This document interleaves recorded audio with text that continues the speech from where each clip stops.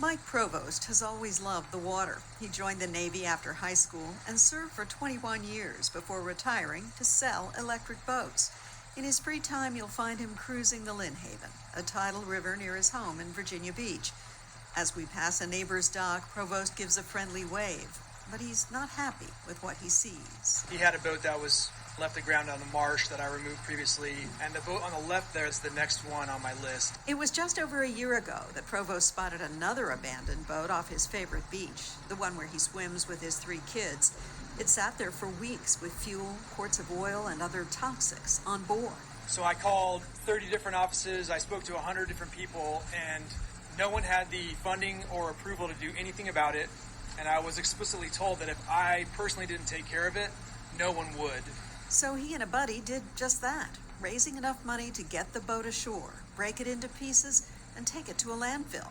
Then Provost founded a nonprofit, the Vessel Disposal and Reuse Foundation, and started lining up sponsors.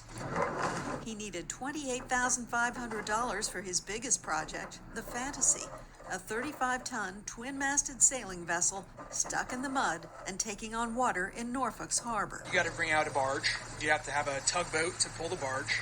On the barge, you're going to have a crane with a grappling bucket. You're probably going to have 6 or so crew there working the issue. But even more modest bills are too much for many boat owners. They're either elderly, indigent, physically handicapped, mentally ill, or they have some type of substance abuse going on.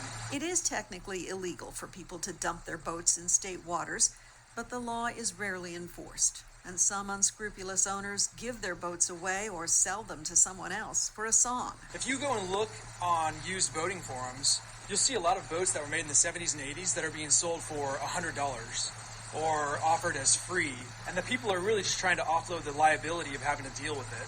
If I can sell my 40-foot boat for $100, that's going to save me thousands of dollars in having to dispose of it.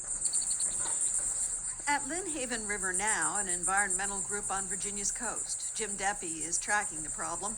He says it's getting worse, with at least 200 derelict vessels identified statewide, more than a dozen sunk in a single place. In southern Virginia Beach on the North Landing River, there's a derelict boat graveyard where people have just rubbed off all the identification marks and pulled them up into the marsh and sunk them. As the boats degrade, small bits of plastic get into the water, into the fish, and into the people or animals that eat those fish. Abandoned boats pose a hazard to oyster farmers and discourage those who come here for scenery. People come here because of this view, but if you've got an abandoned vessel right in the middle of where you're looking, then that detracts from our tourism. The state legislature recently set aside $3 million to study the problem and create a small office to deal with it. But Mike Provost says it'll cost a lot more to dispose of boats here, on Lake Anna, Smith Mountain, and other inland lakes. He thinks it's time to collect a small fee from 225,000 registered boat owners in Virginia, something the state of Oregon already does. That money will likely be needed in the years to come.